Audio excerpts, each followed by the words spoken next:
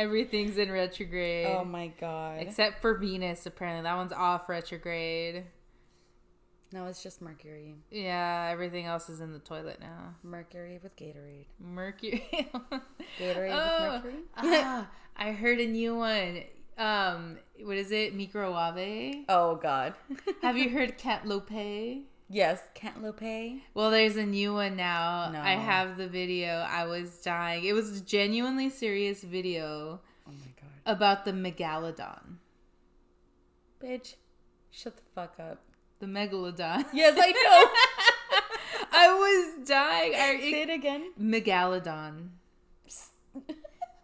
Literally, I was watching this TikTok video because they're like, this fisherman got footage of a megalodon and it was this. And I thought it was like a joke and he was going to like, no, it was a fully serious clickbaity video. Clickbaity because they did not show the footage of the megalodon. Oh my God. I'm very upset about that. The megalodon. It's going to come up in your TikToks now because I'm talking about it. My God. And I'm like, no. And as soon as I heard megalodon, I went to the comments. Everyone was like, megalodon.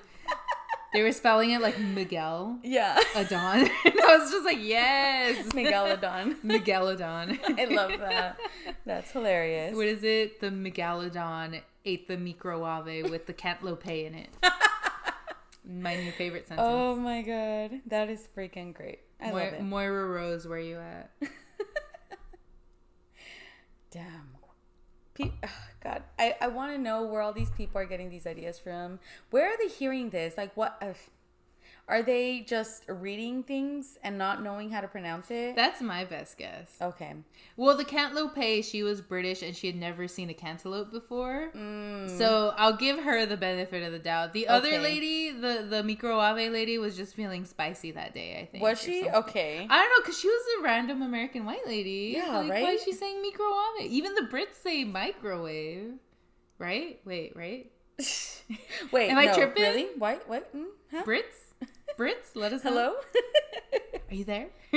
Please let us know. Is it microwave? Do I need to go to England right now just to hear everyone say microwave? Oh my God, that'd be absolutely would make the trip for that. Wait, are they all saying cantaloupe too? Well, they've never seen a cantaloupe, so I don't. They probably. Shut up. Do they not have them? She was literally like, oh, I was at like a grocery store and they had this weird melon. Apparently, it's called a cantaloupe. I mean, she literally only saw the word. And she was like, the whole video was her trying it out for the first time. But it can't be all Brits, right? No, I don't think so. But you'd be like, I'm sure they have some funky fruits and veggies that we've never heard of here. Yeah, so you're right. Okay, some cantaloupe. I don't like cantaloupe. I love it. I love it. But you know what? Lately, I have noticed that a lot of the fruit, it's just like they're giving it to us, and it's not like ready, you know? Oh, yeah. So it's not sweet. It's all hard and it's just not ready, you know? It's not good. I will say that. I have not been a fan of fruit for a good minute. That's a bummer. And that's why, because, dude, I used to eat fruit salads like on a daily. Ooh, that sounds good. Yes. That used to be a freaking meal. Talk about girl dinner. Girl dinner, yes. That and a rotisserie chicken. No! A rotisserie chicken is a staple of girl dinner. No. Yes, it is. You just pick at it. That's it. That's the whole dinner. I mean, yes, but no. But you don't like it. I'm like, can't deny because I've had that before. Exactly. But no. At least not then. Not when I was eating fruit salads. Those were my vegan days. That's what you mean. My girl dinner was literally, what's it called? English breakfast tea all day. Fruit salad, and maybe a lettuce, onion, tomato sandwich. That's it. Interesting. Yeah, those were my meals. I don't know how I feel about a lettuce, tomato, onion sandwich. It's literally a sandwich without the ham. It sounds kind of dry though. Oh, avocado spread. My bad. Sorry. Ooh, okay. Yeah, see, that makes sense. Yeah, I feel like it needed avocado. something. I forgot about the avocado. Thanks. So anyways, what's our topic? It's not cantaloupe or megalodons. You know that would have been great for a megalodon episode. No. Should we do a Is that paranormal enough? No. No. I mean, it's a myth. It's kind of a cryptid. Wait, is it not real? I don't think... Like, they were real. It's a conspiracy. We could do a megalodon. Interesting. I didn't know. I assumed they were real. No, they were prehistoric. Oh. But there's rumor that they are currently still... There's some still alive, but there has been no proof of it. Interesting. Listen, I still haven't seen a whale in person. So, for all I know, they are not real. Hashtag whales are fake. Whales are mermaids? Whales are... Oh, here we go. They live wherever the mermaids live. I'm not saying that the mermaids are fat. Just... I literally had this problem last time. I forgot who I... Oh, the sculptures at the Panteón de Belén. Yep. They're whales. The wailing women? The wailing women, or the whale women. I think I said the whale women. Oh, my God. Like, not that they're fat. Not that there's anything wrong with that. Oh, my God.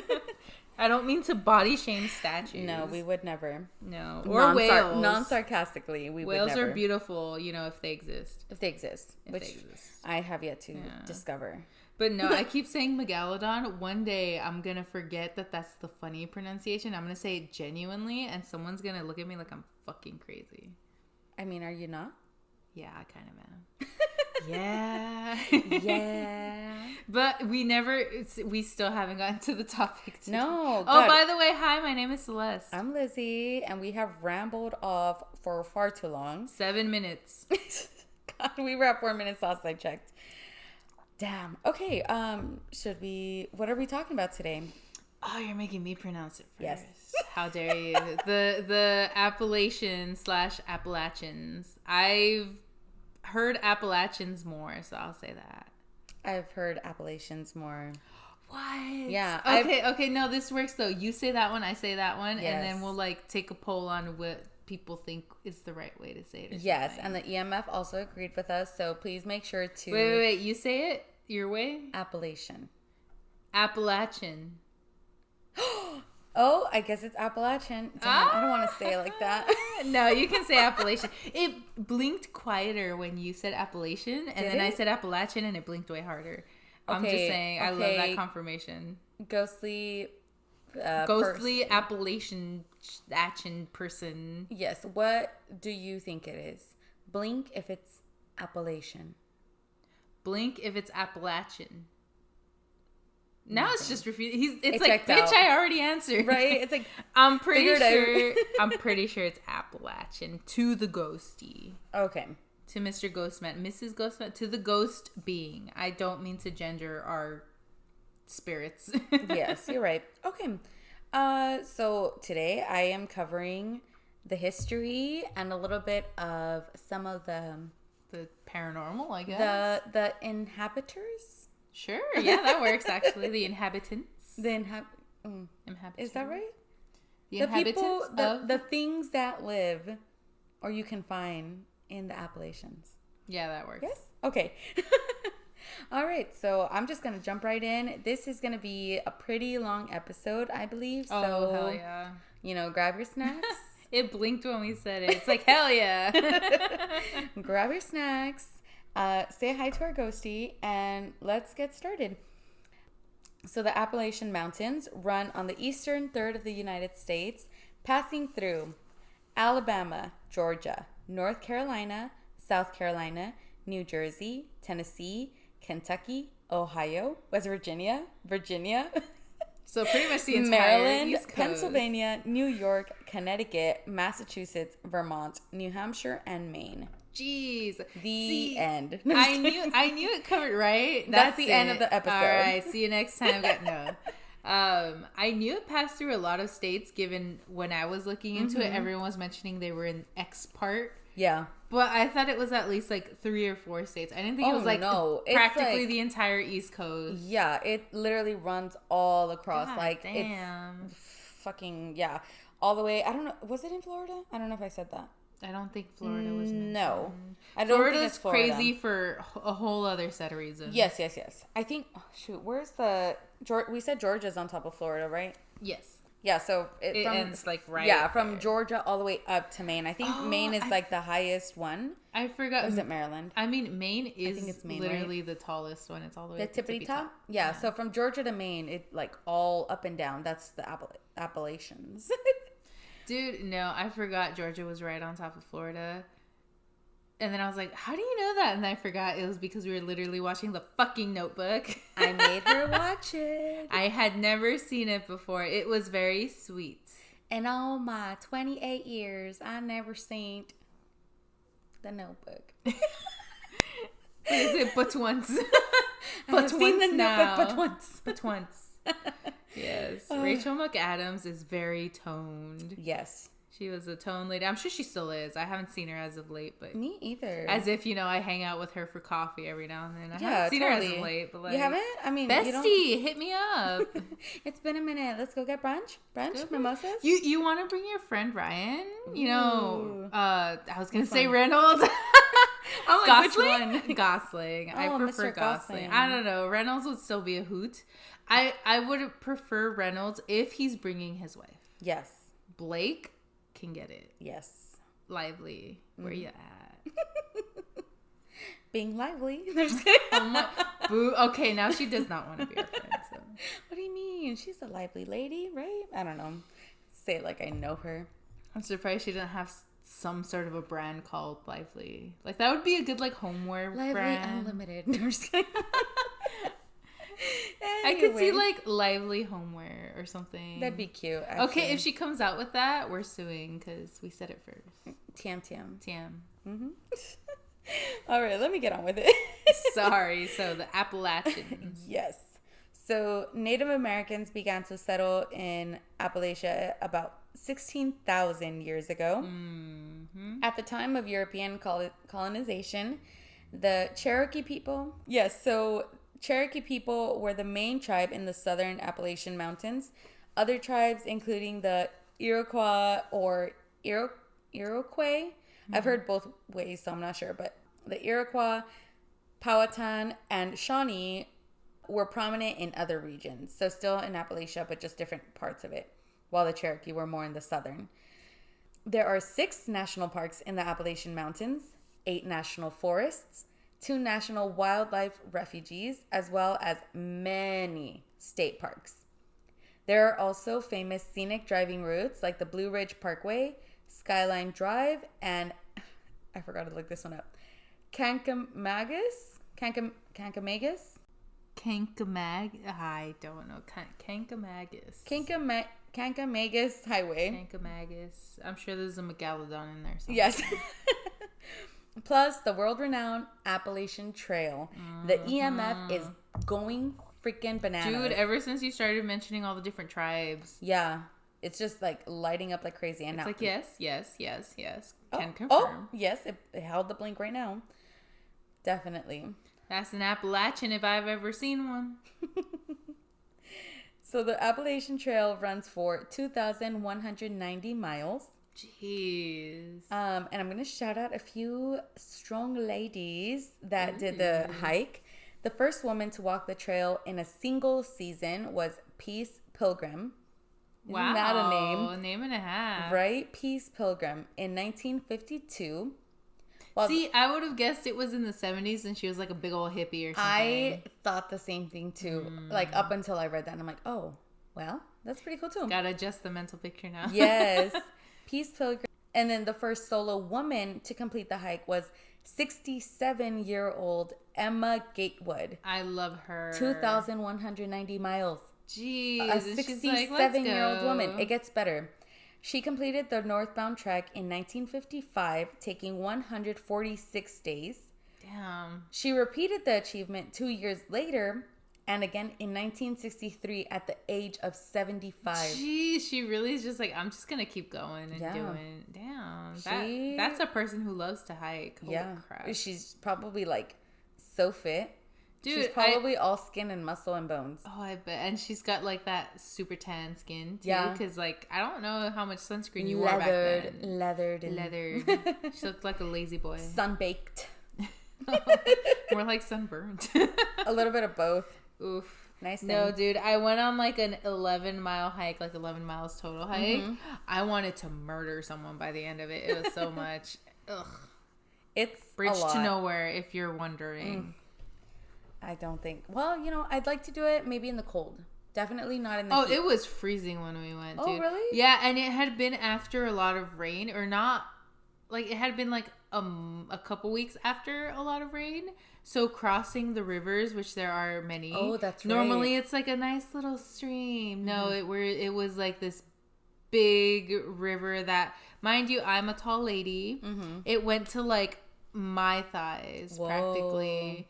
And like basically would have been to like my waist. Dude, had I not had the walking stick, I would have been freaking washed away. And I don't know how to swim. Damn. And that happened multiple times. And it was like ice cold water too. And it was like a chilly day. Like I had a coat on the whole time practically. Oh my gosh. I remember being like March too, which is weird for California or something. Yeah. Yeah, it was a funky one. We got to the top and there were bungee jumpers. Oh, that's right. Yeah, it was fucking weird. I would like to do the hike. I don't know that I could do it, but I'd like to try. Yeah, one day. It has to be like a colder day with for sure, with no rain recently, so that the rivers are a little easier to cross. Yeah, and then I think you could do it. My legs were sore for like a good couple days after that too, because it's up. I'm sure. Yeah. Ugh. So, the Appalachian Trail Conservancy claims the Appalachian Trail to be the longest hiking-only trail in the world. The Appalachian region is more than 1 billion years old. Yeah. As far as is documented, because they think it could be even older than that. Yeah, I've heard the theories as to how it was made. Mm-hmm. And the mountains are said to have one spin as tall as the Himalayas. Jeez. I looked it up. It's nowhere near now. Like they're actually pretty short in comparison to other mountains in North America. But they're still pretty tall. Mount Mitchell's known in Cherokee as Attacula and is the highest peak of the Appalachian Mountains, with the elevation being 6,684 feet. I think Mount Everest is like 14,000 or something like that. Yeah, so still a ways off, but still tall. Yes. So it's like half of that. Okay. At least. Or almost. I guess almost as tall. Almost halfway as tall. There you go. Jesus Christ. Yeah, so in meters for our non-American folk, it's 2,037 meters above sea level. And then we have Mount Washington in New Hampshire, which is 6,288 feet, 1,916 meters above sea level. And here at the summit, they experience extreme weather with hurricane force winds 100 days of the year. 100? Yeah. Dang. So like at least a third of the year, it's just fucking crazy ass winds. Fuck, dude. Mm-hmm. You know, we don't swear enough for this being an explicit podcast. As a side note, because I said fuck, and I'm like, I say that. We said cunt so many times last episode. To be fair, I feel like that was the last time we swore in like so fucking long. Okay. Now I'm just getting all my swears in. Yeah, I feel like we have like maybe 1 or 2 swears in every every other episode. I don't know. I don't really think about it. Sometimes they slip out and I don't think about them. Sometimes I like just don't use them. Yeah, because I'm like, when I'm editing, I'm like, yeah, there's not that many swears other than last episode. You know what? Okay, if you're listening backwards, I've got a drinking game for you. Hear me out. Every time we swear, take a sip. Because I would say take a shot, but you're going to get really drunk. I think last episode we told them to take a shot because of us not saying it. Last episode was take a shot every time we said cunt. Oh, that's right. And we said cunt a good couple times. Oh, yeah. That too, but take a sip every time we swear too. So you got to take a shot and a sip. You're going to get fucked up by episode 1. Damn.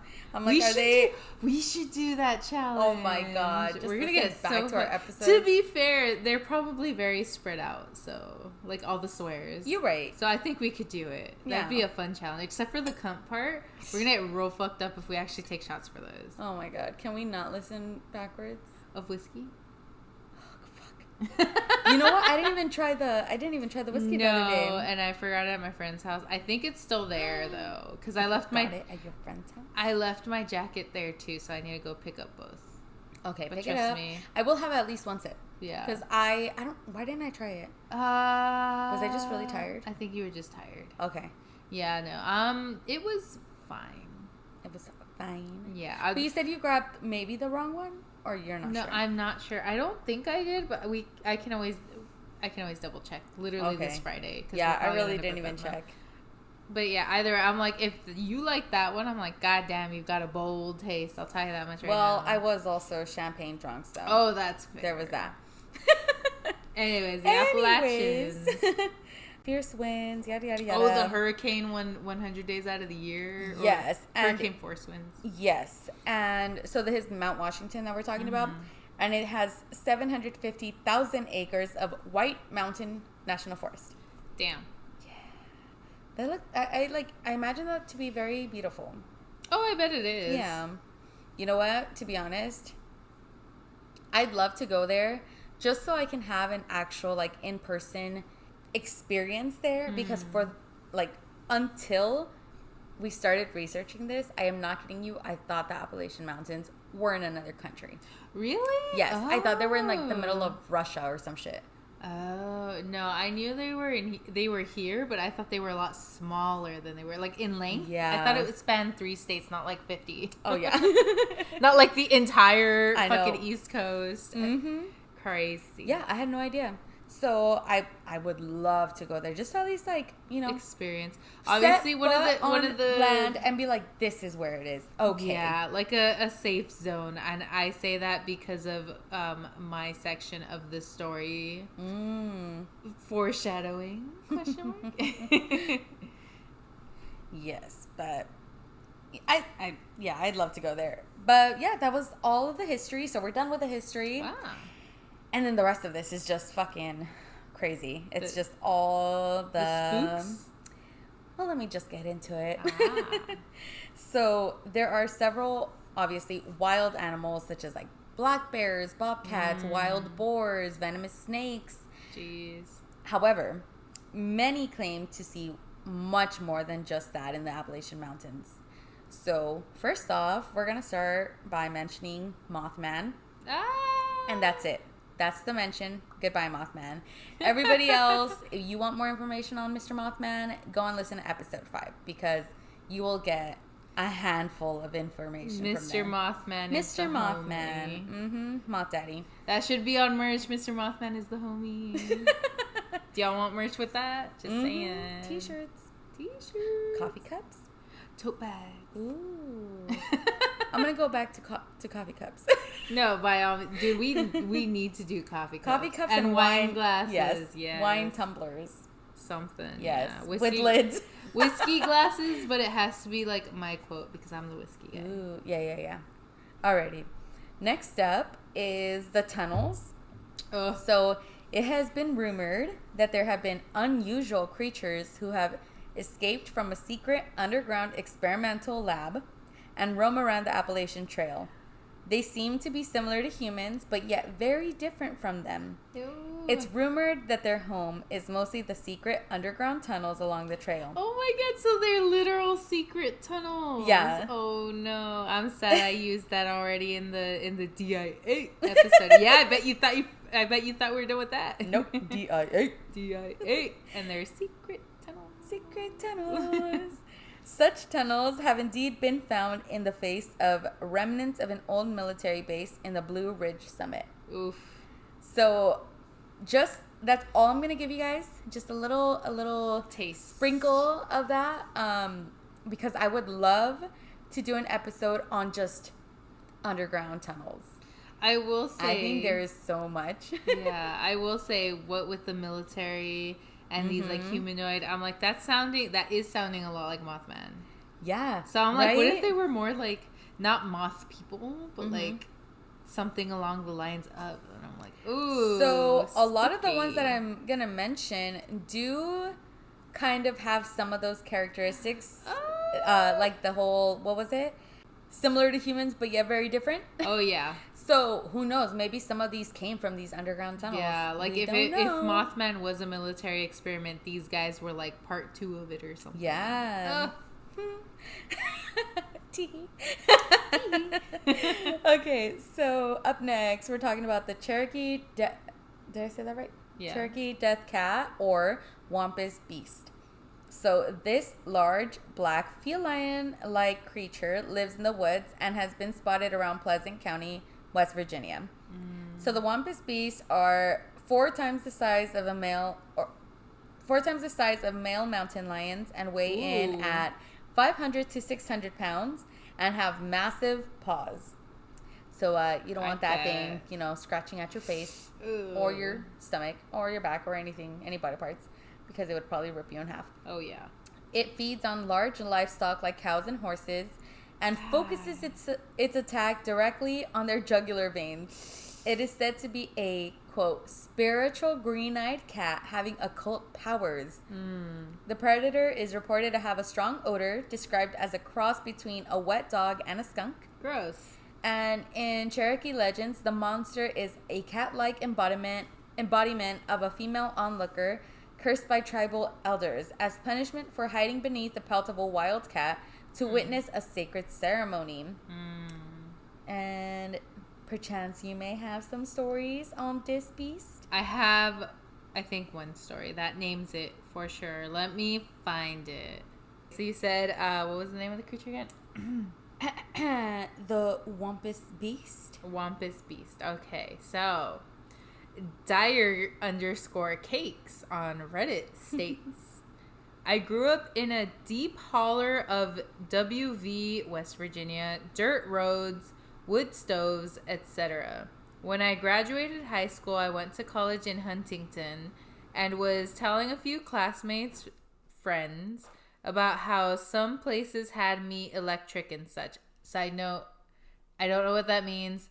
A few of these people, I'll explain further when we get to my section. They're all very Southern, so I have a feeling they might be like Southern sayings and whatnot. That or they're just horrible misspellings. So I did if she's from like the Appalachians, right? That region. I know they have like practically their whole own language. Yeah, so I think it's called Appalachian English. Yeah. And a lot of the words are like what was one of them? Like poke is like a small bag and stuff like that. Oh yeah. Oh, like there's fuck. There's a whole phrase that I used to know, like something about a poke in a something, and like because I know Coke is also called something else. It's a whole thing. Yeah, it's a whole thing. So yeah, if you hear a bunch of funky phrases, that's why. Yeah, she's probably like typing it out in her Appalachian English. Oh hell yeah! Give me one sec. Friends about how some places had me electric and such. Well, they decided to come stay with my family and stay during the break for like a week. Well, I drive them there, and on a dirt road to my grandparents live a bunch of my old friends from high school, come flying and swerving around us covered in mud. My newer friends were mortified. Well, we talked to them a bit and told my friends about mudding. LOL. We get to my grandparents at sundown, and my grandma's making dinner, and my grandpa is telling them some folk tales he's heard, getting them creeped out. Well, we eat dinner and are all settling in the living room, just talking, and we hear this loud, ear-splitting scream from outside, maybe 50 yards or so, and it's pitch black out. Ooh. One of my friends goes white, and the other two stand up and go to run out the door because it sounds like women are just outside screaming. My grandpa puts his arm out and in all seriousness looks at him and says, "That ain't no woman out there, boys." To which my grandma, who looks like a sweet, plump little lady, pipes in, "He's right. If you go running out there, I'm afraid you won't be making it back. That's the Wampus cat trying to get you to come out, so she can rip you up." These 3 decently built men didn't sleep a wink that night, and my grandparents and I still laugh about it to this day. That is funny. It's like, damn, dog. I like that they're laughing, but at the same time, like, they're just so used to it, too. Because I'm like, that was still a horrifying scream outside. Damn. You know what? I wonder, because there were a few kind of like creatures, and I'll get into it, that have very similar characteristics. Oh, they do, yeah. And one of them is like known for the scream, like the EMF is going crazy, like, yep. Yeah. Oh, yeah. So I wonder if it was that or if it was something else, but we'll get there. That was fucking scary though. Yeah, right? Yeah. Dude, imagine being just like, oh, visiting my friend, tra-la-la, and then that shit happens. Yeah. After they told you all the stories. Yeah, too. you definitely wouldn't be able to sleep. And then you hear the scream later. Oh no! Imagine you hear it back at your dorm or wherever they were. Oh, I'd be fucking mad. It's like it followed me back. Are you fucking kidding me? The next one is the Grafton Monster. And this one was first spotted in West Virginia. West Virginia has a lot of shit going on, man. Oh, I've heard. It was first spotted in West Virginia in the 1950s and is described as a massive bipedal creature with short fur. It's estimated to weigh between 1,000 and 1,500 pounds. Jeez. And boasts broad shoulders. Its head sits low in front of its body, making it appear headless from behind. Ooh. It is believed to eat livestock. So a lot of these creatures eat livestock. Yeah, and that's really all I could find on that one. That one didn't really have a lot of info, but no, it sounds way too Bigfoot adjacent. Yeah, like a lot of these seem to be. The silver giant is similar to a bear and can run as easily on 2 legs as it can on 4. When standing, it is between 9 and 11 feet tall. While its fur is generally dark, it has a silver streak of hair running down its back. Also, not a lot of information I could really find on that one, but enough that it was mentioned. So the Grims, these are red-eyed beasts or dogs that guard some Appalachian cemeteries. Legend has it that settlers throughout the region believe that burying the family dog alive in the cemetery would mean that the dog's spirit would morph into a Grim, a black dog with red eyes, and that the dog would then protect the graveyard. Why the fuck would he do that after that trauma? That's horrifying. They were already dead.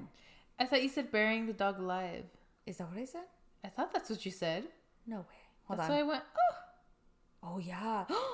Did you not realize? No. Oh my god. I reread that like 3 times. Well, no wonder it turned evil and demonic. Yeah. Poor thing. I know. Actually, that is really sad. Let's move on. Yes, please. For the longest, I was like, oh, that's short. That story is short and sweet, you know? Just kidding. Anyway. So the snarly yow. There is a legend that for hundreds of years, there has been a creature looking similar to a dog. Speaking of dogs, it's like we summoned him. Okay. So yeah, he looked similar to a dog, which has been scaring off both people and animals coming across his way. While the so-called snarly yow, God, that's a name, isn't actually doing anything, the terror of seeing him is causing accidents. So in the 1970s, motorists began reporting a dog that would suddenly appear in front of their cars. Dude, for real. In 1976, a Frederick County, Maryland couple reported hitting a large bluish-black dog with glowing eyes. Ooh. When they stopped to investigate, it had vanished without a trace. Other motorists have reportedly hit the creature after it materialized in front of their car, only to have their vehicle pass through it and see the creature standing in the road behind them. Bullets passed right through its body without causing harm or drawing blood. Werewolf? I mean, passed through, though. That gives me more ghost vibes. Yeah. Werewolf ghost.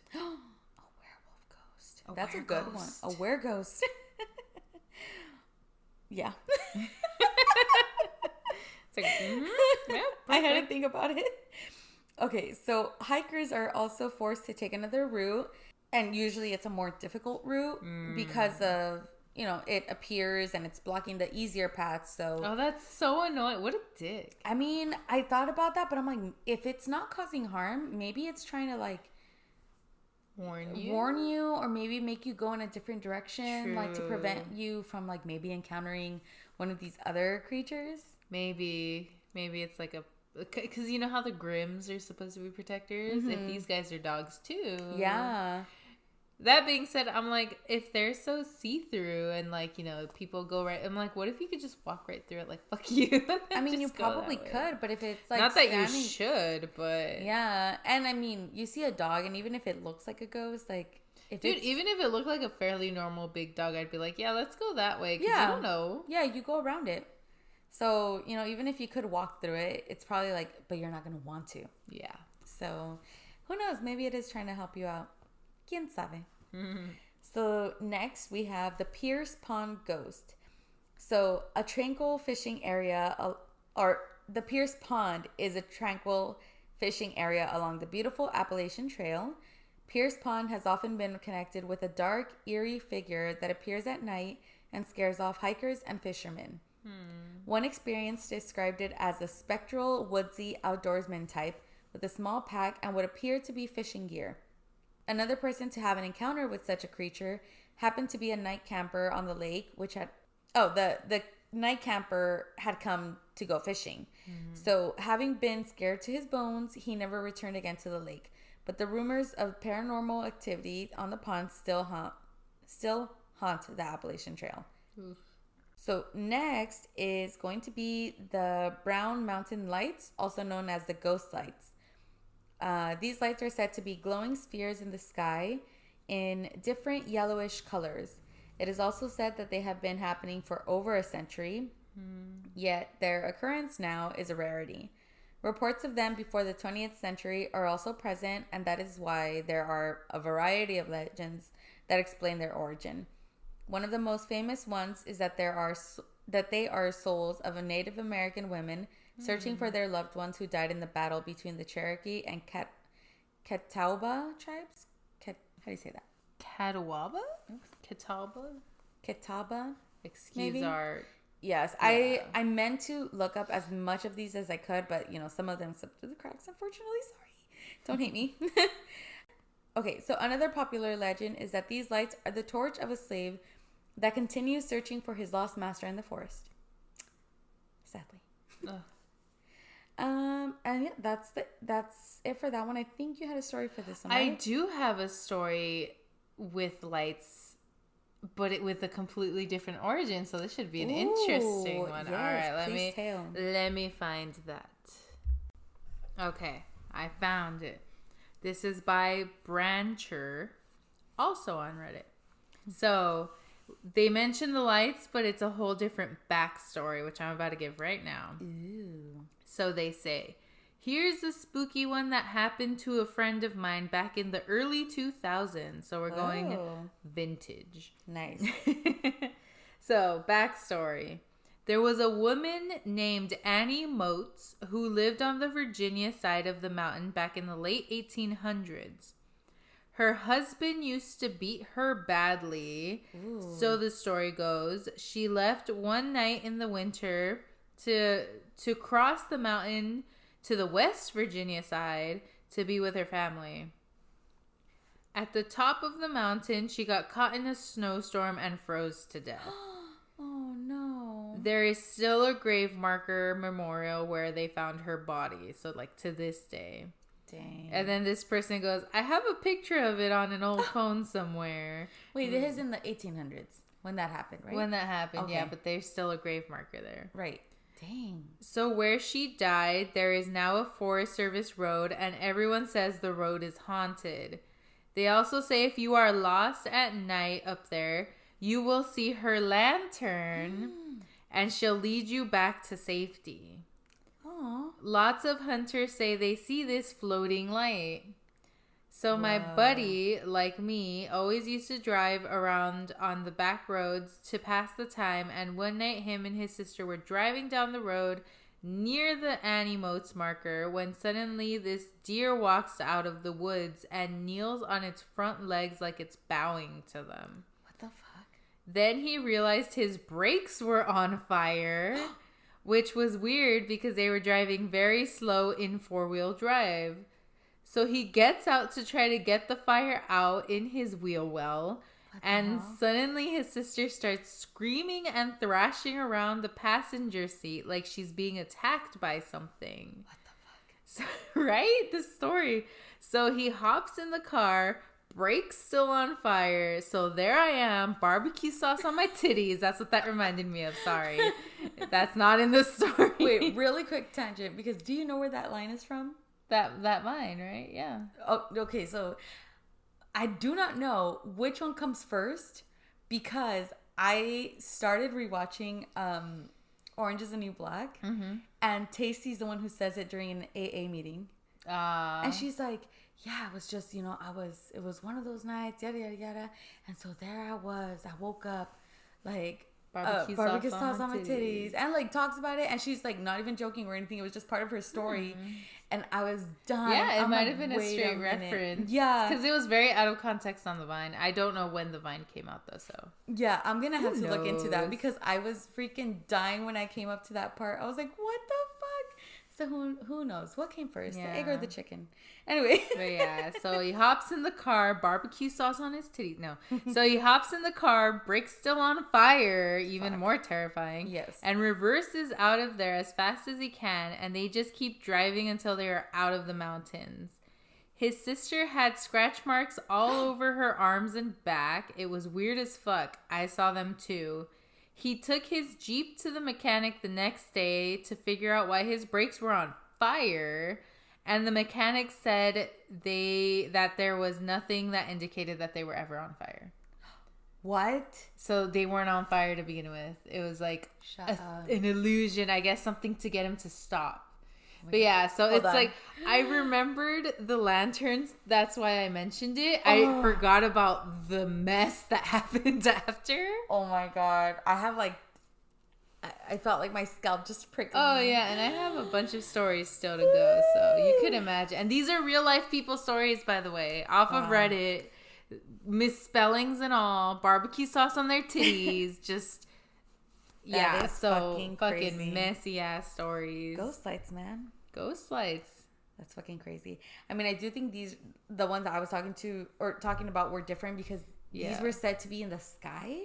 Yeah, which doesn't make sense, because like why would there be like that slave that like looking for their master? that's what I meant. That's why I mentioned the lantern, because they also mentioned the lantern hunters. So maybe it's just mysterious lights in general. Yeah, mysterious that's lights fucking in general. Crazy.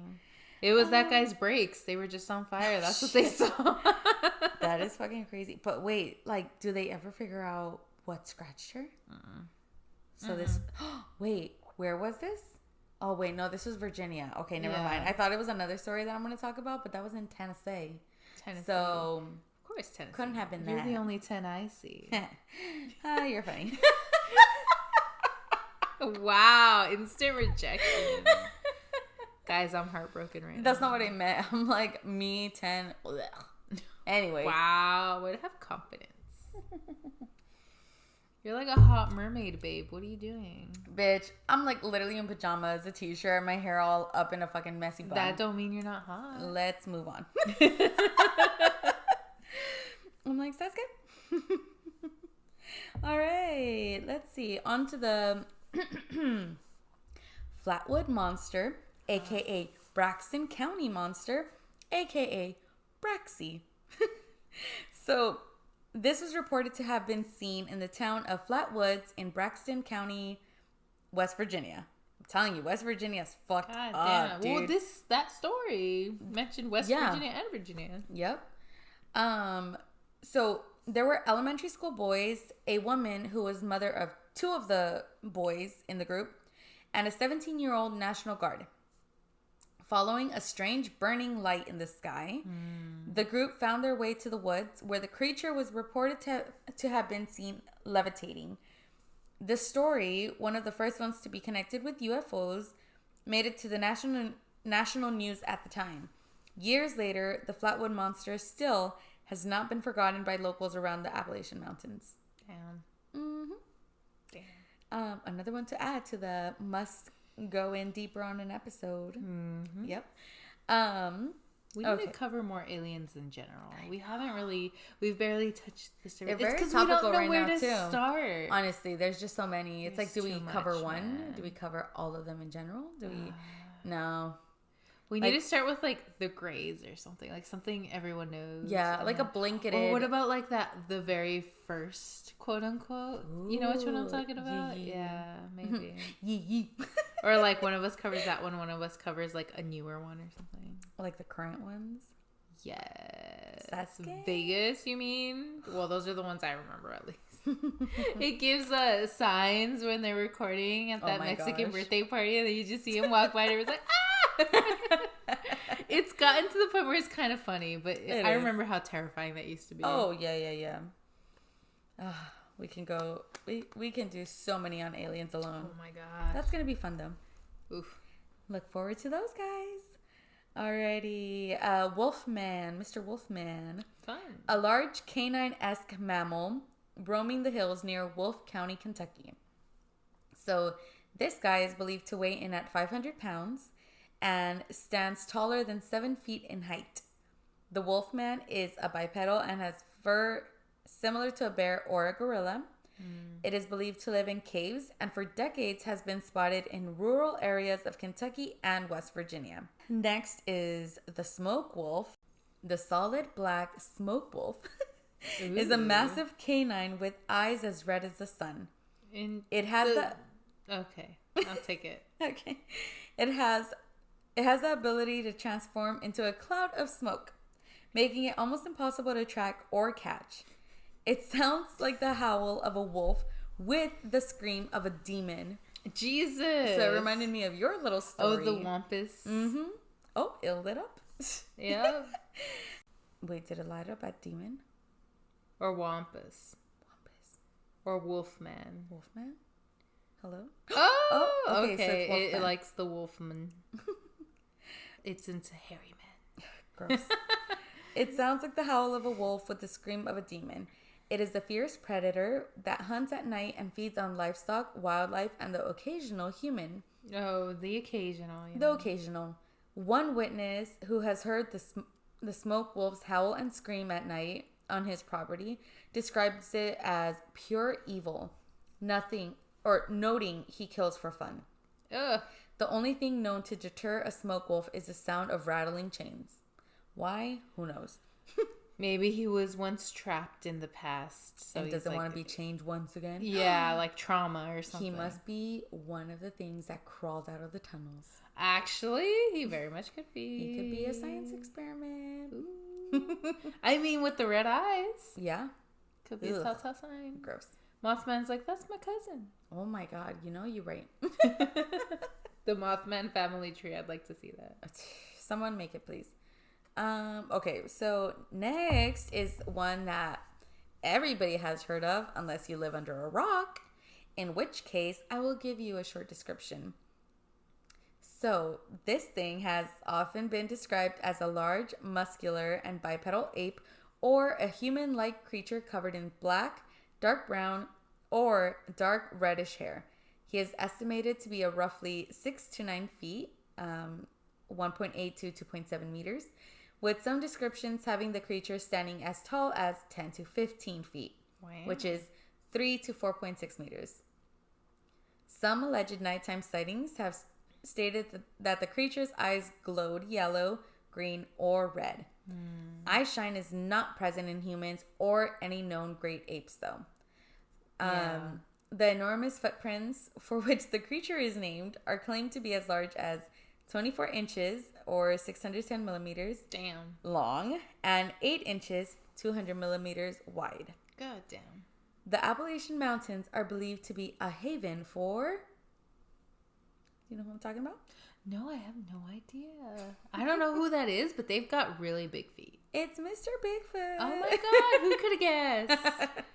Interesting. He has been spotted throughout Tennessee, Kentucky, Virginia, and West Virginia. All over the place. There's probably multiple at that point. Oh, and yeah.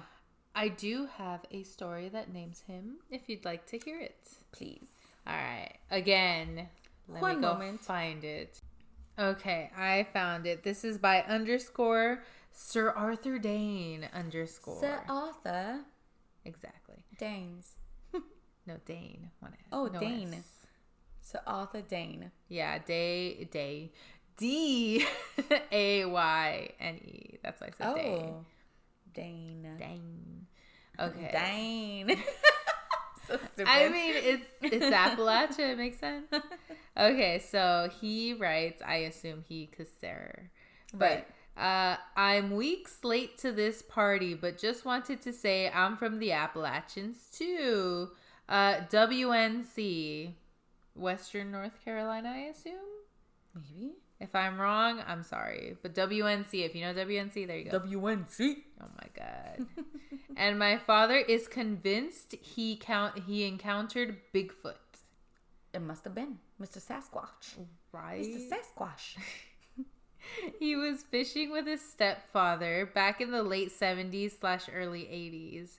I'm not 100% sure on where they were. I think it was either Pigsaw or Nantahala. Again, excuse my pronunciation because I know none of these places. Right. But they were in their little rowboats, and my dad noticed everything got silent. No forest noises, no birds, no bugs, nothing. I like how I knew you were going to say bugs. Nothing. Ooh. Just a little bit of sound from the water, otherwise perfect silence. He wanted to comment on it, but it was so quiet he was uncomfortable breaking it and felt this instinct to just stay still and keep his mouth shut. Damn.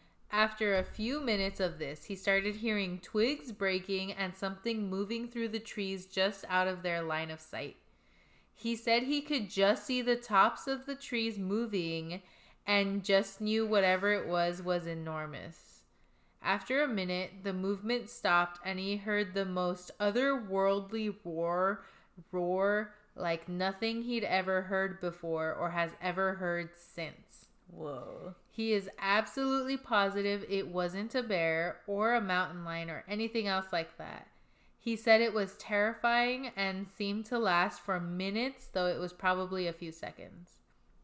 Then whatever it was started moving back in the direction it came, and the regular forest sound started up again. Weird.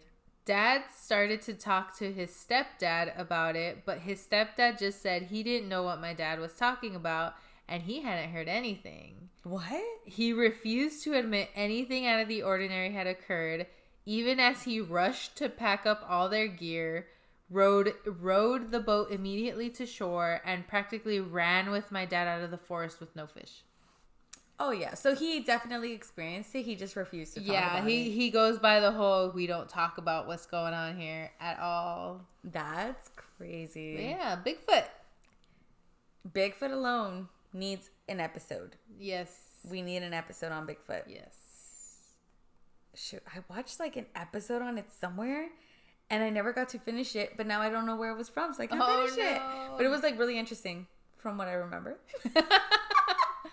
So you guys should watch that one thing that I watched. Just Google Bigfoot and it's probably in there somewhere. Yeah, somewhere. One of them. On Hulu or like YouTube or like... Yeah, it was on one of those streaming devices that, you know, you watch. On the internet, you know? Sometimes on your phone. Yeah. And sometimes on the TV. Specific. Yeah, super. No, it's just, I saw the EMF go up to like, bitch. Oh, yes. Mr. Bigfoot. I'm sorry. He's astral projecting and just being like, bitch. I shut my mouth right now, sir. All right. The Raven Mocker. Oof. According to Cherokee legend, the Raven Mocker is a shape-shifting Bigfoot standing 7 feet tall with black fur and solid white eyes. Ooh, the white eyes. The white eyes, yeah. This type of Bigfoot is believed to inhabit Southwest Virginia and is able to shift into any animal and can also take the appearance of an old man or woman. In its human form, the Raven Mocker can lurk among unsuspecting people and eat their hearts from their chest without ever leaving a mark. Wait. Oh, that's too much to process. Right? So that's all I'm giving you because I've decided I want to do an episode on this. Oh, for sure. We can do it on like a Bigfoot-esque episode or something. Okay. Now we're moving on to a witch. Ooh. So the story of the Bell Witch begins around the beginning of the 19th century in the village of Adams, Tennessee. John and Lucy Bell decided to settle in a new home in Adams. They had 2 daughters, and for quite a while, the family had a peaceful life in the village. Years later, however, they began experiencing strange noises and paranormal activity in their house. The family in the local area came under attack by a mostly invisible entity that was able to speak, affect the physical environment, and shapeshift. Some accounts record the spirit also to have been clairvoyant and capable of crossing long distances with superhuman speed and or of being in more than one place at once. Many curious people came to meet the Bell family. Ghost hunters claimed it was a witch whose goal was to kill John Bell. However, once the man passed away in very strange circumstances, the ghost of the witch did not disappear and continued to hunt his daughters. Haunt, probably. I don't know why, like, so many of my notes have hunt, but I know it's haunt. Maybe it auto-corrected weirdly. It might have been, yeah. While the presence of the Bell Witch in the region has not been reported after the beginning of the 20th century, her spirit may still be roaming around the popular Appalachian Trail, having fun scaring off hikers. Wow. And I have one more for you. Ooh. This one is the Moon-Eyed People. So, stories of the Moon-Eyed People originated in parts of Tennessee, Georgia, and North Carolina. According to the legend, the Creek tribe came up from the south and invaded the territory of the Moon-Eyed People, which extended from the Little Tennessee River north to Kentucky, with stone fortifications along the borders. The Creek tribe waited until the full moon to attack, because that's when the Moon-Eyed folk would be at their weakest, and drove them from their caves. The pale-skinned people ultimately fled west into the Smoky Mountains, never to be seen again. Sounds like black-eyed children to me. So Native American legends describe them as short-bearded, blue-eyed people with fair skin. I wasn't expected bearded. Me either. With it, duendes. I imagine them more as like alien-like. That duendes. Too. Just Nomi, black-eyed kitty, duende. Just a combination of just the worst things. They were said to be short with brown bodies, and rumor was they were unable to see during the day. So life in their cave settlements was centered around night activity. And yeah, that's all of the cryptids, creatures, yeah, entities, the homies, the frenemies. I don't know if I want to be frenemies with any of these people. They sound scary and dangerous and haunted. Yeah, I was like trying to think of one that I'm like, I'd be cool with them, but nah, they're all a little. Maybe Mothman. Ooh. Does he have rock hard abs? Dude, well, apparently, who was it? Bigfoot with his muscular, hairy body. Right. I don't know if I could do the hair. No, but like, well, he might be he might be a chill guy. You know, he might be. You know, he'll give you tours. He's like, come on, guys, let's go on a hike. And you're like, yeah. I bet. Sure, dude. I bet he'd carry you on his back. And you'd be like nothing to him, so he'd be happy to. You know what? You're right. I could see that. I'm like, oh, I have a way better view up there, actually. That'd be great. Mr. Bigfoot, sir, could you, give me a ride? I'd love to see the mountains. Especially if he's like 10 feet tall or whatever. Wait, but you're afraid of heights. Would that trigger it? Do you think? I think... What? Do you hear that? What? The ringing? Dude, that was so loud in my ear.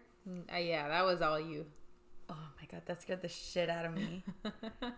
Holy shit. Bigfoot's like, I'll give you a ride. Bitch. I didn't mean it like that. I didn't. Oh no. Here we are. I didn't want to go there either, but here we are. I did it on accident. Oops. I didn't want to. No, dude. That actually scared the shit out of me. It felt like that ringing was... Usually it creeps in, right? Yeah. This one was so abrupt. It was just like right in my ear. Did you see how fast I whipped my head? Yeah, dude. I thought you saw something or heard... you heard something, I did hear it. I thought like the fruit fly that's been flying around is just like... What did I say? Bigfoot, and like I asked if weren't you afraid of heights, or like heights. Would you not be afraid of heights? And then your ear just like smacked you. My heart is racing. No, that was Bigfoot being like, I got you, don't worry. And I was literally gonna say, I don't think Bigfoot would let me fall. There you go. Yeah. Damn, that's one way to fucking get me dead. I will say, obviously, we'll have more Bigfoot discourse on the Bigfoot episode. Right. Spoilers. But I feel like he's always been like a gentle dude. Like, only attacks if you're in his territory or something. Whoa. Did you see that hold? No, I didn't see how hard it went. It held. It blinked bright and it held there for like a good couple seconds. So yeah, he's a gentle dude then. Like, yeah, I feel like any animal, it's like if you encroach upon its territory, it's gonna like get pissed. But other than that, I feel like maybe he's just, he's a chill guy. Yeah. Sit on his foot and then walk around. I thought you were gonna say something else. No! Gross. I meant like his feet are so big. Anyways. Yeah. You know what they say about big feet? Also gross. No, big shoes. He doesn't wear shoes. Inappropriate. Straight to jail. There's books. You started it. There's books upon fan fictions upon books. There's, I don't even know where the frick I heard them from. There's like a whole series. It's Beach Too Sandy. They did a review of like fan erotic stuff. Oh erotic my God. Books or something, I think. And there's a whole series on Bigfoot. And it's so bad. And there's like a million books. And it's like, you have Bigfoot's kids. And oh my God. Shit like that. And I'm just like, gross. No, thank you. No, thank you. But anywho, I don't want to be in this conversation anymore. No. So we'll save that for the next episode. I'm not looking forward to the Bigfoot episode anymore. Oh, yes, you are. I bet some of you are. Mm-hmm. Fucking furries. Nasty ass. I like how we're judging them for an episode we haven't even made. They're like, bitch, we didn't say nothing. It's like, you know what? I'm not going to listen now. You should, though. I'm sure it'll be a fun one. Maybe. Ooh, okay. Quote me on this, me. Wow, you're so popular. No, I meant editing me. Okay. I'm talking to myself here. Get out of the conversation. No. We should read a bit of like fucking dumbass Bigfoot fan fiction in there at some just point. As the intro to the episode. As the intro or the outro, depending on how like dark that episode gets. Okay, yeah. Or just throw it in the middle, just to throw people off. Oh my God. That's our We should totally do it. That'd be fun. Love it. I'm here for it. Anywho, so yeah, Lizzie covered all that history, all the cryptids that are hiding within the Appalachians. So for me, I just gathered a shit ton of stories, a few of which you've already heard. Mm-hmm. And mind you, this is all from a singular Reddit thread. You know what? I think I know which one it is because I came across it and I literally had to exit out of any Reddit because I didn't want to. I saw multiple, you know? So yes, more than likely. I'm curious if there's one that I did read a couple, and I think it's the same thread. We'll see. But yeah, the Reddit thread is called. There's so many slash, and it's kind of annoying to me, but whatever. Reddit thread is called.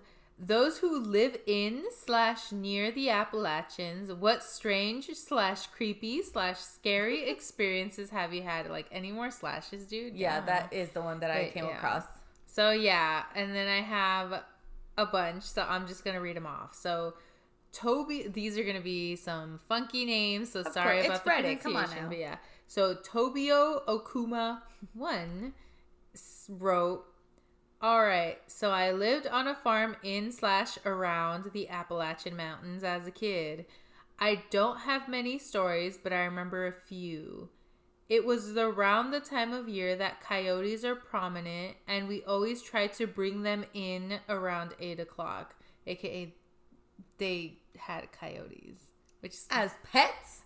apparently, like, people in the comments after this story were like, you had coyotes? And they're like, yeah.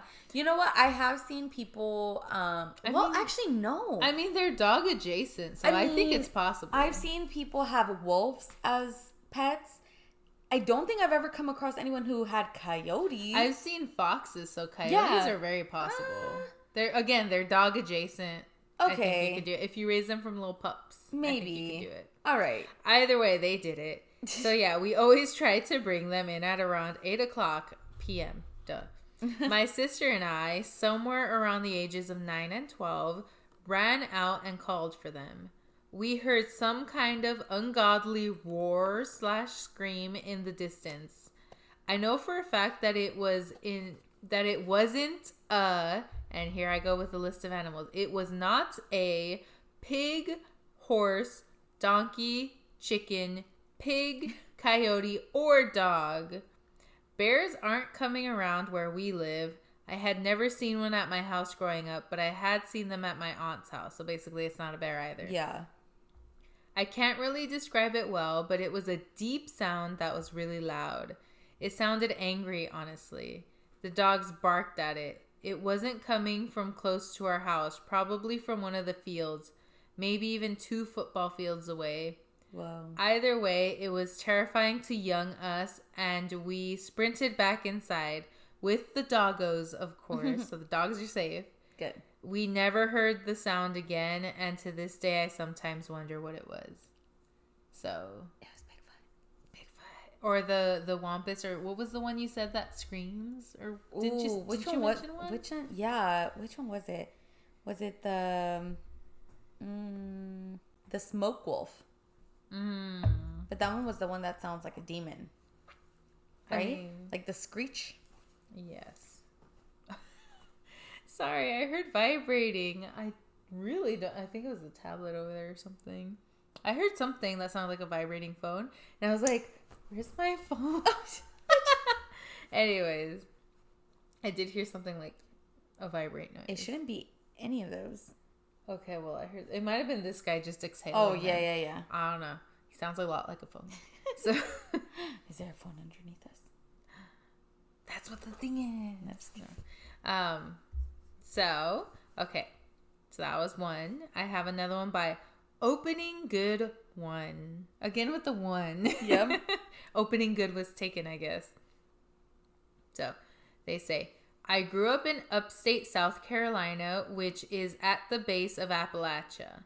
My family has many wonderful stories. Oh, this is a little more of the people. Okay. Because I know you didn't mention much about the actual community in Appalachia, which can get pretty crazy, I will say. Like, obviously, not everybody's crazy in Appalachia. There's some good areas. There's some bad areas. There's some crazy areas. Dude, I actually so I didn't write it down in my notes because I wasn't sure how much we were just covering, more so like the spooky paranormal part of it. But I ended up getting on a lot of people's experiences, people's stories of just life in the Appalachian region, which we will happily do a part 2 to this, by the way. Oh yeah, because there's so much. All I have to say about it is that yes, there's a lot of rowdiness, but also I came across a lot of people saying that those are the nicest people you will ever meet. Just super polite, just all about community, and it's if you're, a lot of it is if you're an outsider. I've noticed that much. If you're not from there exactly, then they will not take kindly to you. Really? Yeah, and I got I've heard the opposite. I heard well, I have stories. So. Okay. But yeah, I guess the ones that I came across were all very positive. It's oh, I stumbled in because I was a driver, or Again, mind you, this place spans practically the entire East Coast. Many states. So there are certain areas you just need to stay out of and mind your business. There's other areas where everyone's very sweet. Right. There's other areas where not everyone, where a lot of folks are just fucking batshit moonshiners and meth heads. No offense at all, because LA's got a bunch of fucking moonshiners and meth heads on their own. Trust me. There was one whose house burnt down by my house. So whoa, that's a whole story. I'll tell you about that later. Okay. But anyways, like I said, everyone has their crazies. They have their crazies. I will leave it at that for now.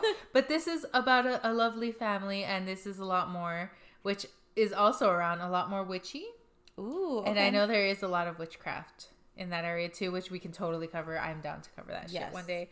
But anyways, my family has many wonderful stories. My family has stories of folks taking the fire out of burns and the blood out of cuts. What? Okay. Yes. My family owns a construction company. Once a young boy fell on one of their jobs. They were worried because the boy's cut wouldn't stop bleeding.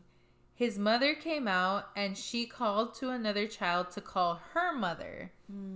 When the grandmother arrived, she whispered over the cut and suddenly the bleeding completely stopped and the cut looked like it was on its way to being healed. Whoa. So she's straight up like healer status. Yeah. That's crazy. The mother explained that her mother could talk the blood out of cuts. According to the Lord, I don't know if that was a misspelling or not, but it might have been like the Lord. Lord. But the Lord, if someone, oh no, it has to be Lord, not Lord. According to God, according to Jesus, no, according to the lore, if someone tells another person how to do it, then they can't do it anymore. So it's only shared through deathbed confessions. Oh. Yeah, right? My father didn't believe it until he saw it with his own eyes. Wow. Also, there's a family story that has been passed down for 100 years. Once my great uncles were out hunting. I literally knew some of them growing up, and they were all honest, lucid individuals. They saw an animal. Lucid. Right? Like, they're not crazy, I promise. And they're not drunk. Yeah. They saw an animal that was sort of a chimera, if you know what a chimera is. It looked like a deer, but had a tiny human head. What the fuck? I don't like that. Me either. It leapt on a fence post and then ran into the woods. They were hunting dogs. Their hunting dogs ran after it, and they were never seen again. Poor guys. We also have several ghost stories, but I don't want to go on too long. Let me know if you're interested. Yes, we're interested, bitch. Right? But yeah, so there's that. I didn't realize there was so much like gross. That's a yeah, but the witchcraft part is pretty. That's really awesome. cool. Wait, so it's like. So she literally has to wait until she's on her deathbed to be able to tell the next person, like, okay. Yes. And how do you choose the right person? That too, yeah. And it's like, do you spend your life mentoring these people? Well, you don't need to mentor them. It's no, just like in other things, like maybe they do like smaller like healing stuff. Or well, no, because from what I read, I don't think it comes up again in the stories that I saved, but I think I remember reading through that thread because I was very intrigued. Again, I told you the name of the thread if you want to go find it. I believe it's a very specific prayer. Okay. So it's just literally memorize this prayer and like, you know, do it and you're able to do it. That's it. That's all you need to know how to do. That's so crazy. Which is crazy. So you don't really need practice at all. You just need to know what to do specifically. Okay. So they're not like healers or anything. They're not like, they don't do any witchcraft. It's just that one thing. It kind of seemed like it. Obviously, if you're doing that one thing, you probably fall into witchcraft in general because now you believe in it. Yeah. So it's like, what else can I do? Well, that's why I thought like maybe... It's very possible they do. But it sounds like this thing just seems like my grandma can do that. And she's going to tell me how to do that on her deathbed. Possibly. Okay, yeah. It's just crazy. Like, it's like, oh, hey, recite these words whilst doing this with your hands. And then that's it. You know how to do it. And she lost it, and now it's yours. Interesting. That's weird. That's really cool, though. I know, man. It's badass, though. Yeah, like, that's awesome. I'd like to see it. Yeah, like, that specifically. Yeah, that just sounds awesome. It's fascinating. But, yeah, okay. So, I got a shorty. This is by... Do you know? Yes. This is by Tater 5105. Tater. Top. Yes. After moving to West Virginia and driving around some back roads, I'm talking back roads where there are no power lines yet people live out there, to check out the area, a dog had run in front of the car with something in his mouth. Ooh. I couldn't figure out what it was, so we slowed down a bit to check it out. And as we passed the dog, it was a hand. A legit severed human hand in his mouth. No. Needless to say, we turned around and never went down that area again. Wait, they didn't even stop to figure it out. No, they slowed down to see what the hell the dog had because they were curious, and but, they saw a severed human hand in the dog's mouth. Find who the person was? No, because I assume the theory was like, oh shit, that must have just fucking happened for him to just have the hand, or someone could have given him the hand. Terrifying. I would not have stopped to check, because it's like, what if that guy who severed that hand is still around? You know. That's why I say, like, these areas can get crazy. Yeah. Or it could have been one of the, like, you know, one of the cryptids mentioned, but they didn't know, but they just said it was kind of a dog. Yeah. It just happened to have a severed human hand in its mouth. That is bananas. Ugh. Yeah. Ugh. Okay, so this is the longest one I've got. Okay. And you can guess as to which cryptid this was, because they don't say who, but I feel like they give a lot of detail. Okay. So this is quite the name. Jack Jers Brain Stooms with a Z at the end. Interesting. Okay. In May of 2003, I was fresh out of high school and had just joined the Marines. There was a period from when I joined until I could go to boot. So I took those few weeks to sign up for a survival camp. A local company in Gatlinburg offered survival techniques over a 10-day period. We met at the Elkmont campground in the Great Smoky Mountains with a group of 5 other survivalists and a group leader and his assistant. Okay. They would stay with us for 3 days and show us techniques. Things like setting up tents, identifying local flora and fauna that was edible, and how to set traps, etc. Each of us were given a backpack with items that you may commonly carry when hiking. Chapstick, binoculars, some protein bars. Binoculars? Yes. Binoculars? Yes, they're bisexual. Lighter, matches, and we were allowed 1 personal items. Yes, binoculars. I read it without thinking. I brought a small hatchet as I knew what items were included in the backpack from the start. In case you didn't know, you can walk down the Elkmont Trail and you run into an abandoned town. Ooh. It's an eerie place as it was a dreary day. Eerie and dreary. Nice. The town was all but abandoned in 1992 when the lease expired and the people living there left. It was a mining town, I believe.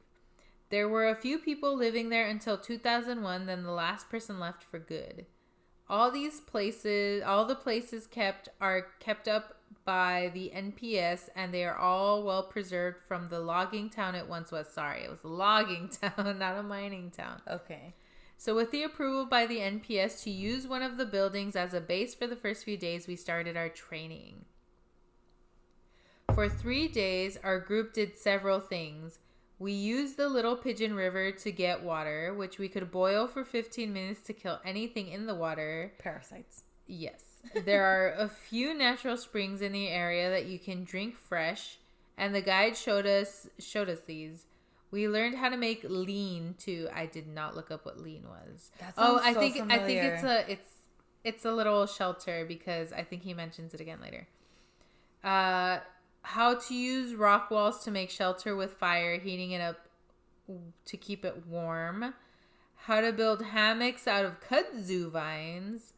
What wild strawberries look like, along with several other things. They did not show us mushrooms as they are easily misidentified, so they didn't want to chance that for legal reasons. Mm-hmm. But the puffball ones are the only ones they allowed us to pick, as they were easily identifiable. We also made traps like snares and rock falls, along with making fishing line out of kudzu vines and makeshift hooks or finding fish in quiet zones of the creek where you could trap trout. We learned how to make fire with binocular glass. I guess I like to say binoculars. Binoculars. Matches and lighter and proper TP builds for your kindling. After 3 days, we were let go on our own. You would stay at base camp, and the leader would walk you several miles into the undergrowth. Each of us were taken at different times and given a satellite radio in case we had an emergency. So we set off on our own and made the best of it. The group leaders would stay at the base and wait 5 days to come get you. So you're on your own. Day 1, nothing out of the ordinary.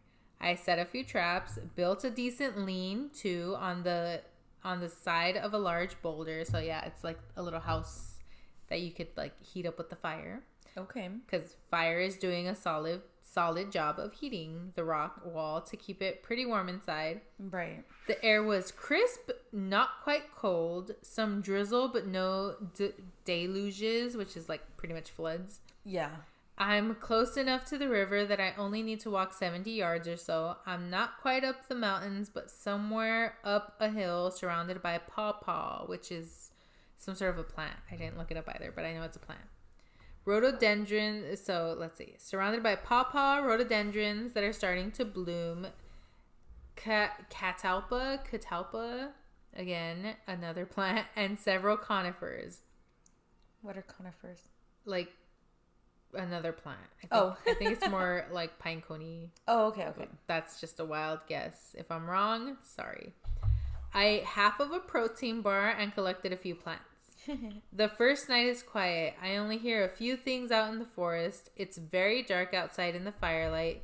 I've collected enough wood to keep any critters at bay, namely black bears, as they can be curious. I was awoken at some point in the night by the sat phone. Another survivalist is complaining about some large animal walking around the campground. Ooh. Seems to believe it's a bear, but sounds like it's walking on 2 legs. Never says anything else the rest of the night. Ooh. Night goes by without incident. I will say I did find tracks that looked human, but were indicative of a Bigfoot, as the footprint wasn't formed quite like ours. I wore a swell... To be fair, I've been reading nonstop. I wear a size 12 boot. I put my foot into the print and it was a solid 5 inches longer. Whoa. Okay. Now there are stories of the Tennessee wild man in this part of the country. So there's another cryptid. Tennessee wild man. Stories of the Tennessee wild man in this part of the country, and several of the stories originated in, again, either Cook County or Cock County. It's Cocké, so it throws me off. Okay. Which is just north of the Sevier and Jefferson on the other side of the GSM. Everyone's abbreviating and I don't quite know. I don't know GSM. Again, if you know it, let us know because I don't know. My grandfather owns a small cabin in Newport and has told me stories about him hunting and something following him. Oh. I brushed the stories off until I saw that print from night 1's sat call. Night 3 is when everything went to shit. Oh, shit. Around 1 a.m. is when I started to question things when a large rock hit the back of my lean-to. I figured it was from the boulder and something simply broke off, as rock slides are common around here. Right. After that woke me up, I grabbed the flashlight and assessed the damage. I rolled the boulder off the shelter and it wasn't too far from breaking it completely. Whoa. I half-assed fixed it and I figured I would just fix it in the morning. I had caught a rabbit in a snare and I cleaned it not too far from camp. I'd say 100 yards off. I would hear noises from that area, but chalked it up to raccoons or a fox. I shined the light that way, but saw nothing as the trees were too thick. Then something screamed. It sounded like a gorilla when it was angry, followed by a chuffing sound, like when a dog has drank too much water. That deep in the throat, like it's cleaning it out. Yeah. I stood there frozen in this tiny clearing, thinking a bear is finishing off the entrails of the rabbit I cleaned earlier. Yeah. I have no weapons other than my hatchet and a pocket knife.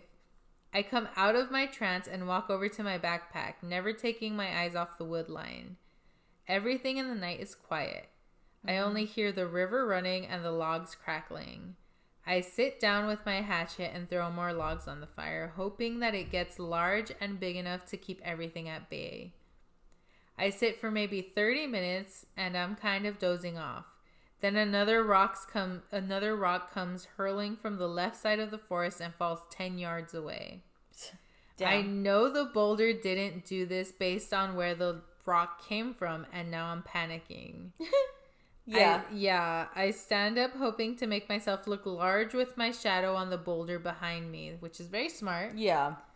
I hear the chuffing again, and smaller trees further in are clearly moving back and forth rather quickly, kind of like when that guy was fishing. Yeah. Ooh. I can see a large black shape moving around in the firelight just at the edge of the end of the light, so it knows not to get any closer. Yeah. 40 yards in, maybe. I can hear this thing breaking limbs, crushing leaves with every step. Tree limbs, I believe. Okay, I was not like, real limbs. Tree limbs. Okay. The thing was at least 8 foot tall, if I had to guess. God. But it was pretty far away from where I was. It slowly moved away, but I could tell where the thing's head was watching me, as every now and then I saw the eye shine. The sound started getting fainter and fainter. I could hear it go into the river and cross it. That loud shush shush sound from the water as it crossed were only a few steps, as it was about 20 foot across the river at this point. I sat back down and contemplated what to do. Ugh. It's around 2 a.m. and I have a few hours till daylight. I don't want to walk the 4 miles back to Elkmont in the dark in a place I'm not familiar with. Again, smart. Yeah. This guy knows what's up. Fast forward 2 hours. It's 4-ish a.m. Oh my goodness. The sat phone turns on and a guy is screaming into it. Something is trying to kill me. I've had several rocks thrown at me. A large man is outside my shelter. I can hear it. This isn't a bear. I don't know what it is, but I need help. Oh, shit. Silence. 15 minutes. 20 minutes go by and another guy comes on. Something did that to me last night, but I thought it was a bear. I stayed there thinking I knew what it was.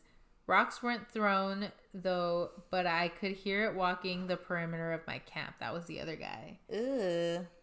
The guides must have awoken at this point, as the lead got on and said they can call the park service to come get everyone. But that would be hours, and it's way better to stay put and make do. So I wait. It's close to 5 a.m. now. If I can make it a few hours until daylight, I'm fine. All the forest sounds have returned. I'm waiting around 7:15 a.m. and I can see the flashlights in the distance. The sun isn't quite up yet, but that eerie dawn light is filling the land. The clearing is still pretty dark. I start gathering my things and I start putting the fire out with dirt around the pit, and by the time it's out, the rangers were with me. One of them was older and was clearly native Indian descent. He said there are stories of men in these woods that don't take to people living on their land. That tribes have always sought harmony with each other. I tried to ask more, but he said we do not talk of these men. Ooh. We walked back to Elkmont and met the rest of the group. One guy was clearly shaken up, and I assumed he was the one yelling on the phone.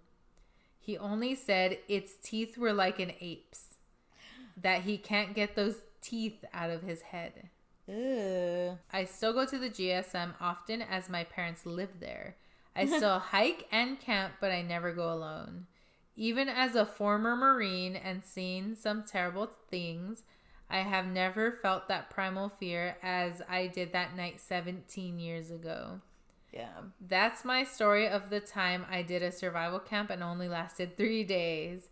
If you ever venture out to Cades Cove, Tremont, and or one of the many hiking trails, be wary that something may be watching you. Ooh. Jesus Jesus Christ.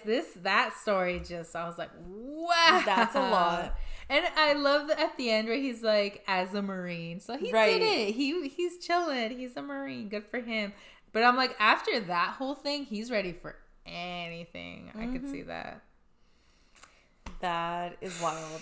So yeah, Bigfoot was not having it that day. No. He's like, I'm like, fucking over you guys. Get the fuck out of my here? territory. You're in my land.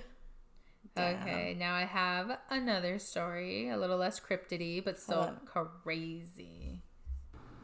Alright, so this one is by user 153799.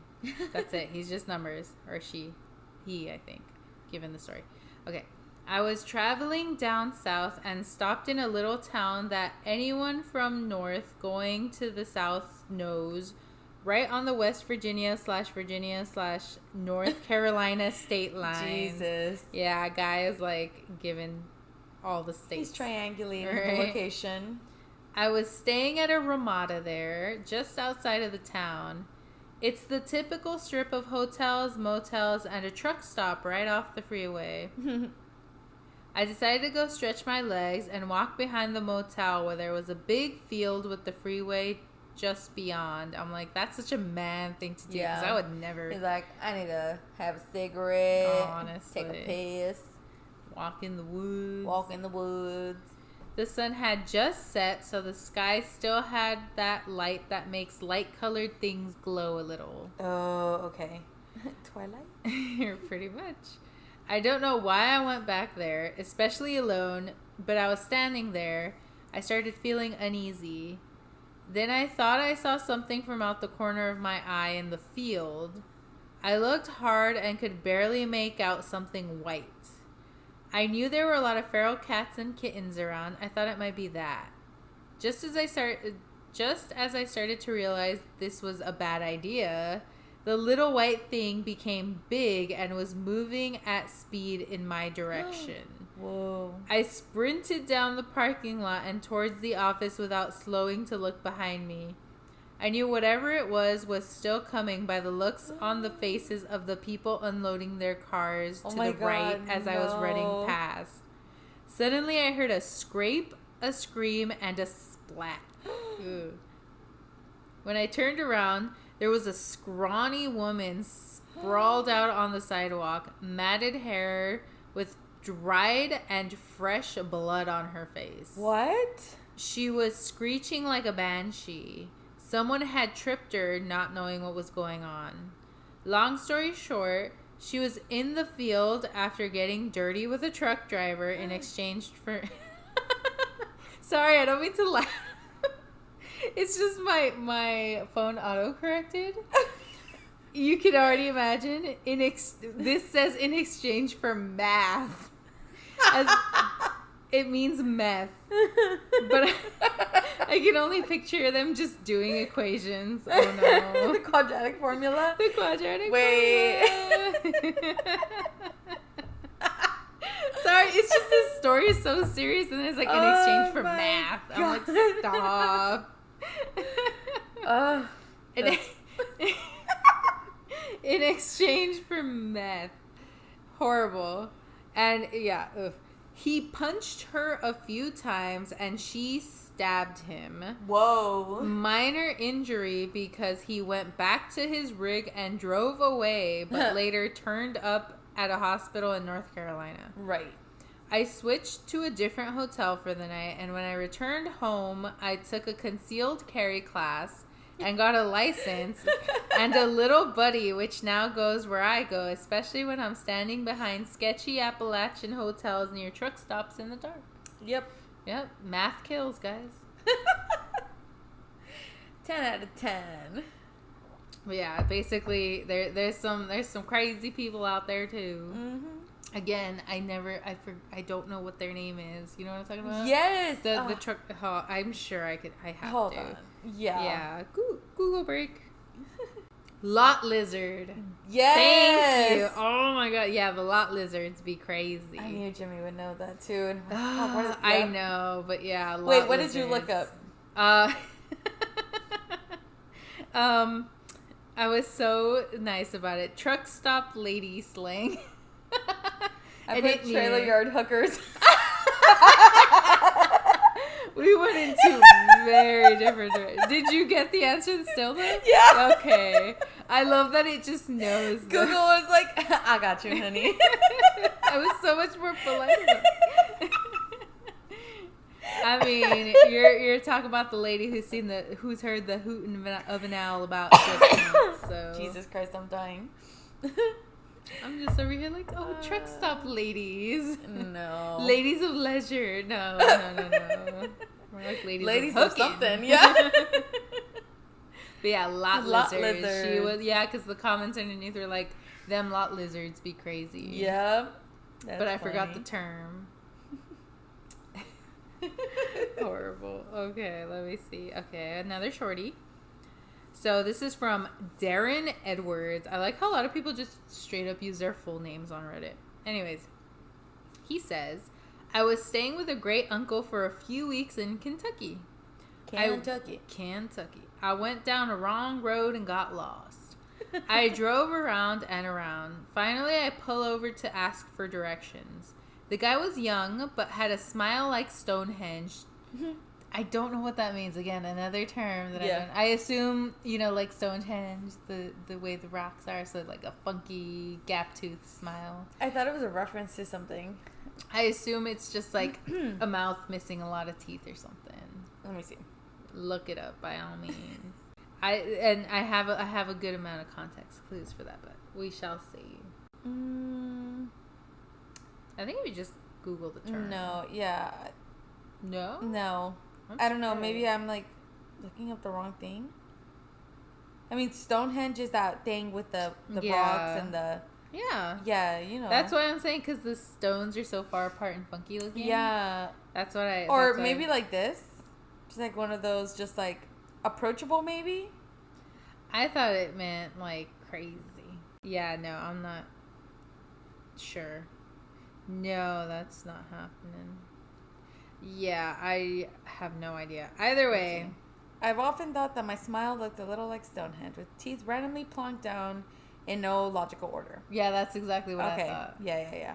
Okay. Wow, that took a long time to find. That's stupid. I know. You think that'd be like the first answer? I mean, come on. We both looked up like ladies at truck stops and like hookers at truck stops, and we got the immediate. Anyways, but yeah, that's what I figured. Given it was not to stereotype. I'm sorry, but like given it was the Appalachians and the things. Listen, one of the stories I came across was like I met a group of people and like with like if you got all of them together, not like. You couldn't make a full smile with all their teeth put together. Yeah, exactly. And that's I was like, fuck. Figured. Yeah, I'm like, god damn. Anyways, had a smile like Stonehenge, and he said, "You best not go down that road, lesson you got kinfolk down there." I listened. You said that so well. Wait, say it again. Oh fuck! I don't know if I can do it again. Let me do it again. Is it you want to see me do it again? No. Is it you best not go down that road, lesson you got kinfolk down there? That's the one accent I can do. Southern. Yep. I listened and backtracked. It was an area that was known to shoot at census workers. What? As in, like, anyone who comes down their property, they just shoot at them. Oh, like, get the fuck okay. out of here. Like, because census workers are literally just like, oh, how many people are in your family? Yeah. And they're just like, no, fuck you, get out. What is it? They don't trust in government? Pretty much. Yeah. Or anyone, just basically get off my land. I'm trying to do my own thing. Yeah. A shorty, but ended up longer than we expected, huh? So she said. Ayo, where's Bigfoot? Oh no! Stop it! Gross. But yeah, so it's a little more insight into the people of I was gonna say Stonehenge. I got very confused. Into the people of Appalachia. Yes, obviously not everybody, but I know there's some interesting fellas. And there are down some there. areas. Yes. So now, okay, so yeah, that was that one. And Mr. __ Metrozol replied to that guy, "Yup, I lived in the same county in the Appalachians my entire life. There are some places I don't go because I know better. At best, you'll get greeted by someone with a gun and lots of questions. You might just get shot up too. I can't say much, though. I live on a dead-end road, and my house is the only occupied house. I'm isolated enough, you're not liable to just wander down there. Unless I know you, I'm going to have a lot of questions, too, and depending on the hour, maybe a pistol on my person. Damn. Because he's the only one with, like... Which is so creepy. He lives in a cul-de-sac with, like, the only occupied house. Every other house is empty. That is so... So he's like, so if I see your ass down here and I don't know you, of course I'm going to shoot your ass up. So, yeah, I guess a little more insight into why they're like that. Mm-hmm. And then another one by Brancher. Because, actually, this is the one I just read. Teehee. Brancher again. Here we are. So Brancher has a lot of stories. Literally, they say... Geez, I could probably fill this entire thread with stories. So Brancher knows what's up. Okay. Wait, is Brancher the one who lives in the cul-de-sac? Or is Brancher, the one who gave the first story? No, Brancher is one of the stories. The crazy fucking story with the ghost lady and the brakes on fire. Oh, that's Brancher. Him. Okay. Yeah, so Brancher, parentheses, again. Okay. Geez, I could probably fill this entire thread with stories. And this guy lives it up, man. Used to joyride on back roads and drink a few beers. Nice. One time, this gated Forest Service road was opened where it was normally locked. This road led 10 miles into a place called Ramsey's Draft, which is also near a place called the Confederate Breastworks, where they used to make and store ammo during the Civil War. Dang. Anyways, we drive down this road. Yeah, any hoozles. We drive down this road, and it eventually dead ends in a heavily wooded valley. There is a trailhead there into the draft, so we hop out of the truck and walk around to piss and drink a beer, etc. Nice. Immediately, me and my two buddies get a feeling something is off about this place. Felt like someone was watching us. So we did what any logical dumbasses would do, and we split up to look around. No, I knew it. Stupid. It was about 100 yards from the truck, and I stumble upon a campfire that was recently smothered out, like a few minutes ago. Next to the fire was a wooden stake in the ground, and resting on top of that stake was a fucking lit cigarette. I about shit myself, to be honest. I pulled my pistol out and quickly, but not in a panic way... It sounds like he's totally I didn't panic, guys, I swear. Mm-hmm. But not in a panic way. Made my way back to where the truck was. I found my buddies, also with pistols, drawn, whispering, we need to get the fuck out of here right now. Ooh. And we did that. And I've never been back. Not long ago after this happened...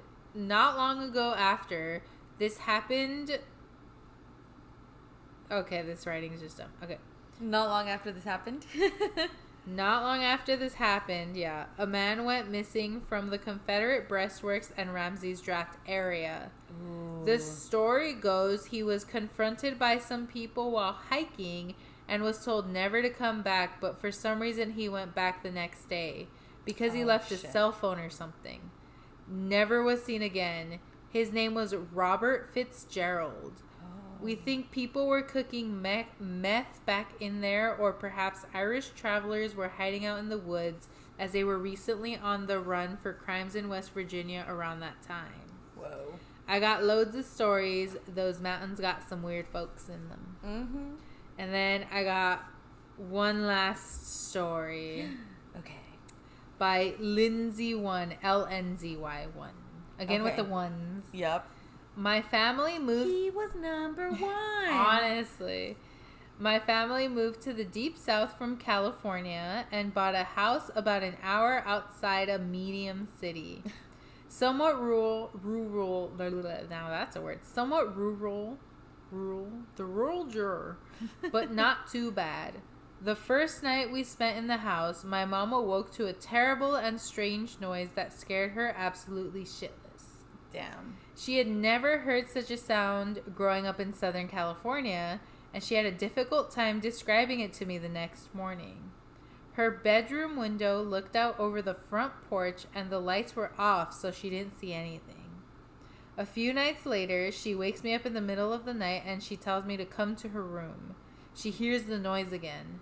So I went to her room, and sure enough, I heard it. And it sounded like a freaking alien right outside her window. Ooh. We go over to the light switch panels for the porch lights and flip them on. It was a turkey. Oh. That's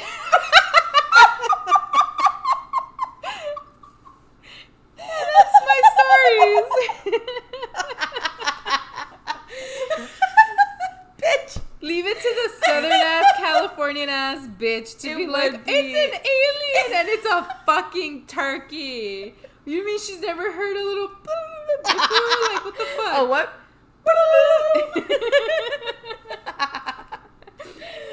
Oh yeah. My god. I was so ready to be scared as fuck. I'm like, yeah, what they do, what they see. Dude, I was too, and then I read the ending and I just burst out laughing. I'm like, that has to be my last one. It has to be. Especially being from Southern California ourselves. Like, yeah. That's the most Southern California I've ever fucking heard. It's like the commercials for the LA County Fair where they were like, what's a cow? Oh my god. Stupid. Fucking stupid. It was a fucking turkey. Fucking turkey. That's fucking hilarious. But yeah, some crazy shit happening in the Appalachians. And there's turkeys too. And there's turkeys. Wow. Goddamn. That was great. And the EMF has been really quiet up until now, by the way. It just lit up. We thoroughly amused the spirits. Mm-hmm. That's so funny, though. And now you can leave. Thank you for your input. Goodbye, goodbye, goodbye. Not the audience, but the EMF person. The spirit in this, who inhabits my living room. Yeah, apparently. Our biggest fan, who is a ghost. Mm-hmm.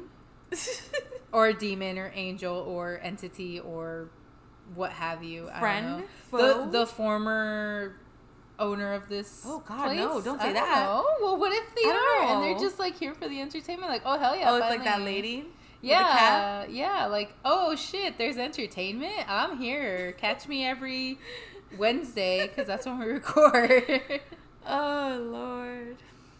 But yeah, that wasn't even like all of the Appalachians. Oh, that was just a taste, and we're almost at 2 hours. Dude. Yeah, and we gave you the very abridged versions. At least I did with the cryptids and stuff. Like, listen, I didn't want to go too deep in it because all of these we could cover on their own. Yes, dude.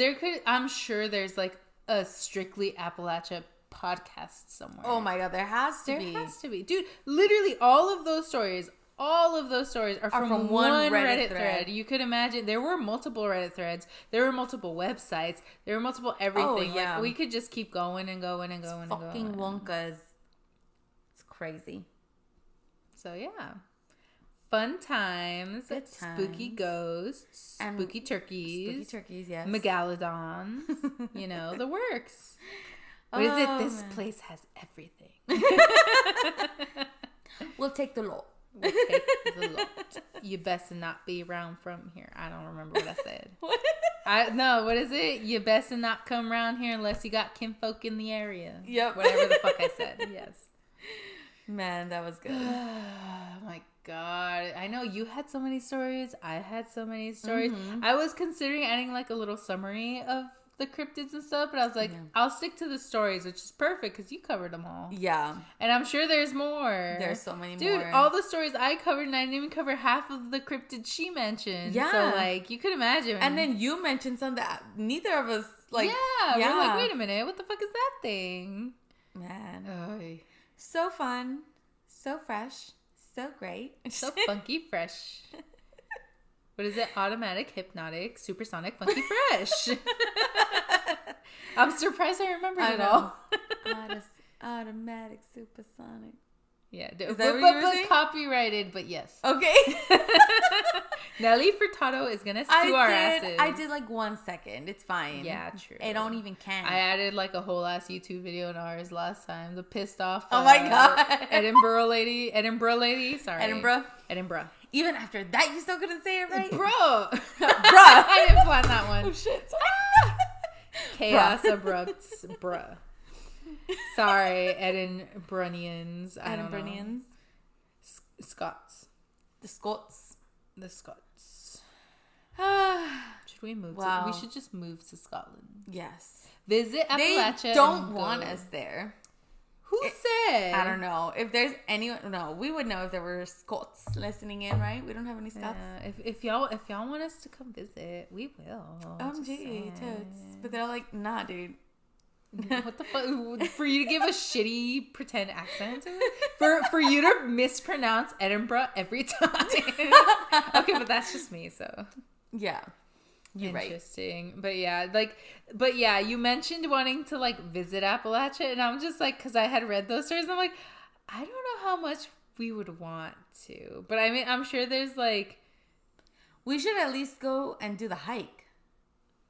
I don't know if I even want to do that. Really? You don't have to do the whole hike. There's like, well, I wouldn't even want to do like a day's worth or anything. I'd want to do like maybe 2 hours of it and then walk back. I think you could do that too. Yeah, because like you don't have to do the whole thing. Yeah, I am absolutely not staying the night. Really? In a tent in Appalachia. Because really? Why not? That is not anything good. Literally, why? I wonder. Because, Bigfoot and the wampus and the ghosts. The wampus? And the turkeys. Like, come on. The fucking turkeys. The turkeys. That's the worst part. Right? Oh my gosh. I can't. Yeah, it's like maybe an Airbnb in like the area, kind of.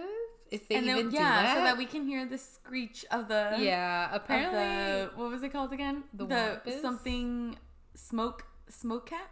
Oh, the smoke wolf? The smoke wolf, yes. So we can hear the screech of the smoke wolf, but dude, once. I'd be so scared. Wow. I'd be so scared to get lost in that area, too, because it's like...